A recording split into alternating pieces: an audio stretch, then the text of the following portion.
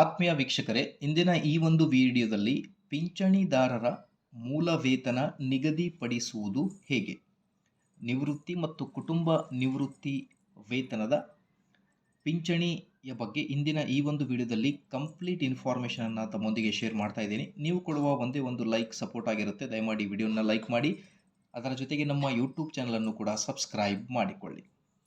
ವೀಕ್ಷಕರೇ, ಮೊದಲಿಗೆ 1/7/2022 ಈ ಇಯರ್ನಲ್ಲಿ ಜುಲೈ 1, 2022ರಲ್ಲಿ ಮೊದಲನೇದಾಗಿ ನೀವು ನಿಮ್ಮ ಬೇಸಿಕ್ ಇದು ನಂಬರ್ 1 ಬಂದುಬಿಟ್ಟು ಪ್ಲಸ್ ಇದರ ಜೊತೆಗೆ ಡಿ ಎ ಎಷ್ಟಿತ್ತು 31%, ಇದು ನಂಬರ್ 2 ಪ್ಲಸ್ ಫಿಟ್ಮೆಂಟ್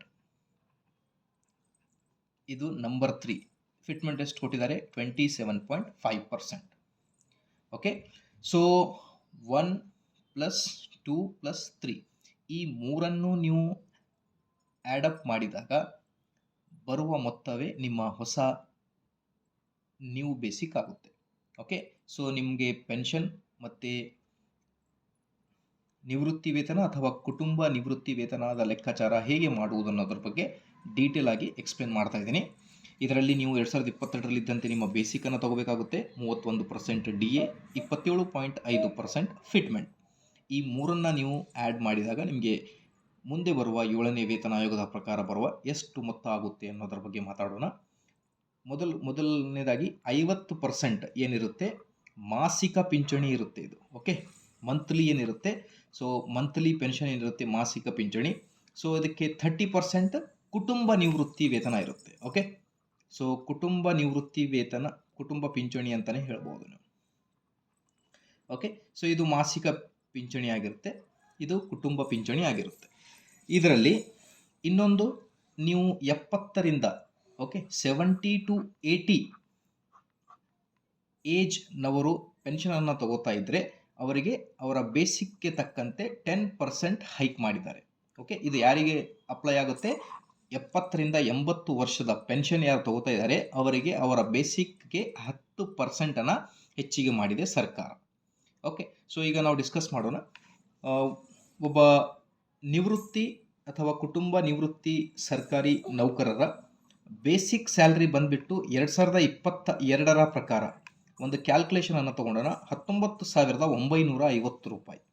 ಓಕೆ, 2022ರಲ್ಲಿ ಒಬ್ಬ ಸರ್ಕಾರಿ ನೌಕರ ನಿವೃತ್ತಿ ಅಥವಾ ಎಷ್ಟಿದೆ 19,950. ಇದು ಬಂದುಬಿಟ್ಟು ನಮ್ಮ ಬೇಸಿಕ್ ಆಗಿದೆ.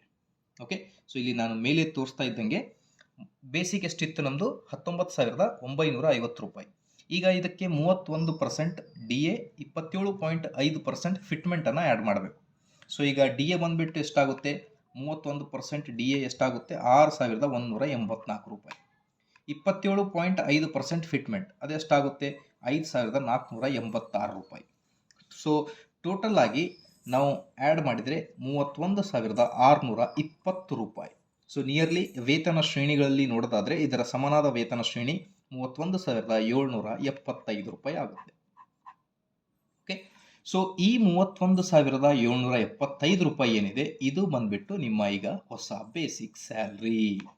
ಈ ಥರ ನೀವು ನಿಮ್ಮ 2022ರಲ್ಲಿ ಇದ್ದಂತೆ ನಿಮ್ಮ ಬೇಸಿಕ್ ಎಷ್ಟಿದೆ ಅದರ ಜೊತೆಗೆ 31% ಡಿ ಎ, 27.5% ಫಿಟ್ಮೆಂಟನ್ನು ಆ್ಯಡ್ ಮಾಡಿದಾಗ ನಿಮಗೆ ಬರುವ ಮೊತ್ತದ ಸಮನಾದ ವೇತನ ಶ್ರೇಣಿಯ ಪ್ರಕಾರ ಇದು ಬಂದುಬಿಟ್ಟು 31,775 ರೂಪಾಯಿ.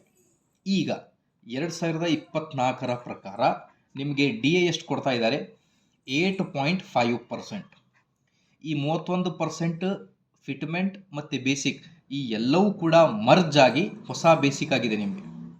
ಓಕೆ, ಸೊ ಹಾಗಾಗಿ ಈಗ ಡಿ ಎ ಟೋಟಲ್ ಆಗಿ ಎಷ್ಟು 2024ರ ಪ್ರಕಾರ 8.5% ಡಿ ಎ ಇದೆ.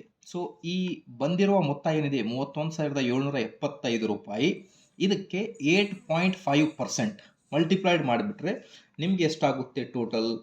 ಆ ಬರುವ ಹಣವೇ ನಿಮ್ಮ ಟೋಟಲ್ ನ್ಯೂ ಬೇಸಿಕ್ ಸ್ಯಾಲ್ರಿ ಆಗಿಬಿಡುತ್ತೆ. ಓಕೆ, ಸೊ ಈಗ ಬೇಸಿಕ್ ಡಿ ಎ ಬಗ್ಗೆ ಬಹಳಷ್ಟು ವೀಕ್ಷಕರು ಕೇಳ್ತಾ ಇದ್ದಾರೆ. 42.5% ಏನು ಡಿ ಎ ಇದೆ 2024ರ ಪ್ರಕಾರ. ಸೊ ಇದರಲ್ಲಿ 2022ರಲ್ಲಿ ನಿಮ್ಮ ಡಿ ಎ ಎಷ್ಟಿತ್ತು? 31% ಇತ್ತು. ಸೊ ಇದಕ್ಕೆ 42.5 ಮೈನಸ್ 31% ಮಾಡಿದರೆ ನಮ್ಗೆ ಬರೋದು 11.5% ಡಿ ಎ. ಸೊ 11.5 ಅಂದರೆ ಈಗ ಸೆಂಟ್ರಲ್ ಗೌರ್ಮೆಂಟ್ಗೆ 1% ಡಿ ಎಗೆ ಕರ್ನಾಟಕ ಸ್ಟೇಟ್ ಗೌರ್ಮೆಂಟ್ 0.722 ಇಷ್ಟು ಡಿ ಎನ ಕೊಡ್ತಾ ಇದ್ದಾರೆ. ಸೊ ಹಾಗಾಗಿ 11.5 ಏನಿದೆ ಓಕೆ, ಅದು 1% ಪ್ರಕಾರ ಹಿಡಿದ್ರೆ ನಮಗೆ ಟೋಟಲ್ ಆಗಿ 8.5% ಬರುತ್ತೆ. ಓಕೆ, ಸೊ ಇದೇ ಥರ ನೀವು ಕೂಡ ನಿಮ್ಮ ಬೇಸಿಕ್ ಎಷ್ಟಿದೆ ಅನ್ನೋದ್ರ ಬಗ್ಗೆ ಕಮೆಂಟ್ ಮಾಡಿ, ನೀವು ಕೂಡ ಇದೇ ಥರ ಕ್ಯಾಲ್ಕುಲೇಟ್ ಮಾಡ್ಕೋಬೋದು. ಇದೇ ಥರ ಎಲ್ಲ ಇನ್ಫಾರ್ಮೇಷನ್ಗೋಸ್ಕರ please like, share and subscribe. Thank you.